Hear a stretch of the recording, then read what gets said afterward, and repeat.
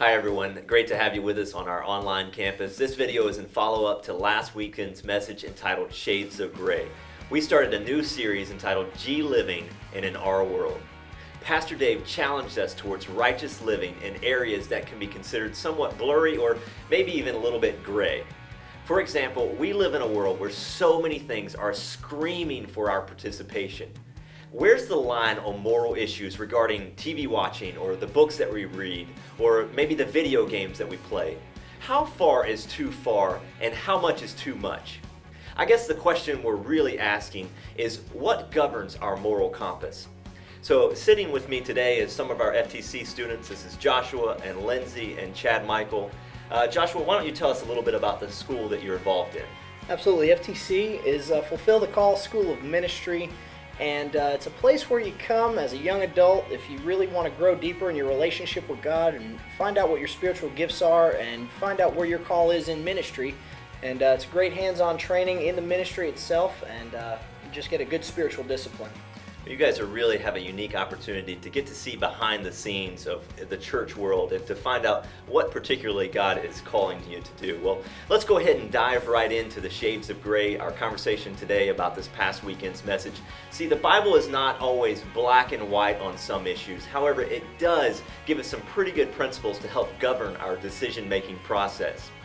Pastor Dave gave us some E-filters, some practical ways that will help us discern what to do in these gray areas. And I'm telling you guys, if I had these in my life just 4, 5, 6 years ago, I know I could have been saved from some of the heartache, from some of the stumbling blocks that I ran into if I had just stopped and processed in a mature way. And that's exactly what those E-filters were.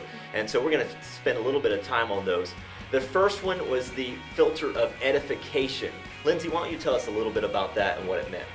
Well, basically, we just need to be asking ourselves, will this activity produce spiritual benefit? That principle comes from 1 Corinthians 10:23, where it says, everything is permissible, but not everything is beneficial. Everything is permissible, but not everything is constructive.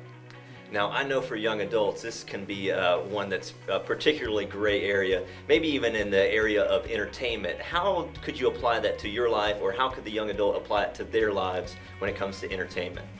Well, like being young adults, it's hard for us to know that line of being in the world but not being of it. So we really need to take a step back and ask, is this going to produce spiritual benefit? Is it going to glorify the Lord in everything that we do?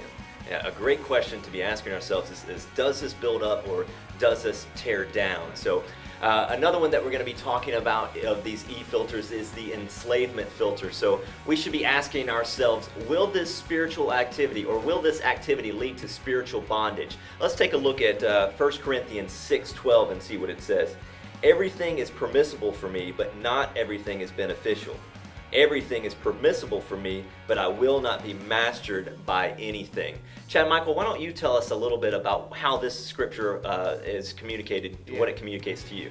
Well, in the context you just read, it was talking about sexual sin, but it can really apply to anything, whether it's drug addiction, pornography, or even food, because some things don't start out as a sin, but they can lead to an addiction that you have in your life, and that'll just give a foothold that the devil can use to just bring you down. Right. Well, has there been an area in your life where maybe you haven't applied that filter so well and you found yourself enslaved? Yeah, I struggled with pornography, but just talking to someone, just getting accountability with people that had been through it before, that's what brought me out. That's what got me help and got out of it.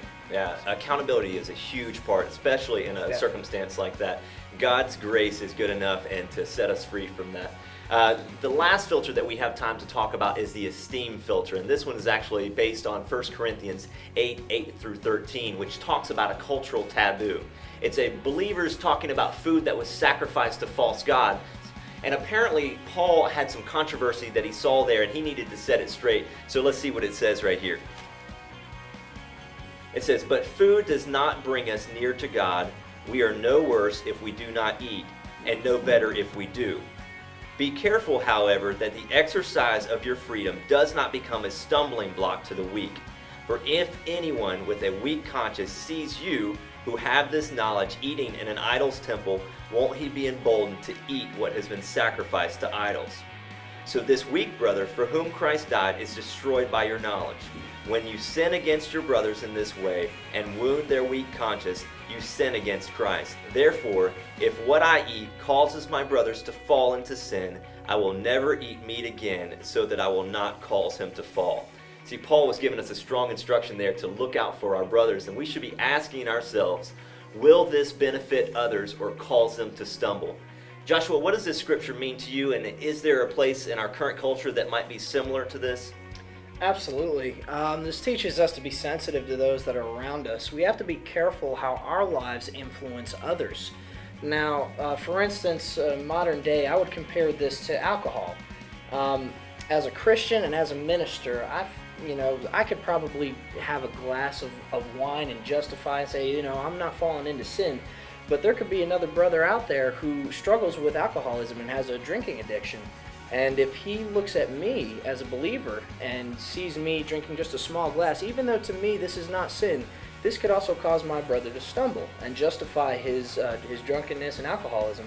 So for the safety of my brother and for anyone else who's watching me, I just think it's best to avoid alcohol altogether. Well, Josh, I know, again, you just saying that is probably controversial even to some of those who will be watching it here, but I loved your heart that I heard in that. I care for my brother so much that I'm willing to refrain something that I might enjoy personally to protect them from stumbling. And that really is the heart of Christianity. And also, we have to be mindful of our personal witness and our evangelism. Well, guys, that's all we have time to talk about. I know there were a few more filters. FTC students, thank you for being with us today. We appreciate your input. You guys are doing a fantastic job around the church. Guys, I want to continue to remind you that how we process decisions really determines our level of spiritual maturity. And I hope you'll continue to chew on these e-filters that Pastor Dave gave us. So thank you for connecting with us. We are glad to have you with us, and we'll see you again this weekend. Take care. Let us know if we can do anything for you.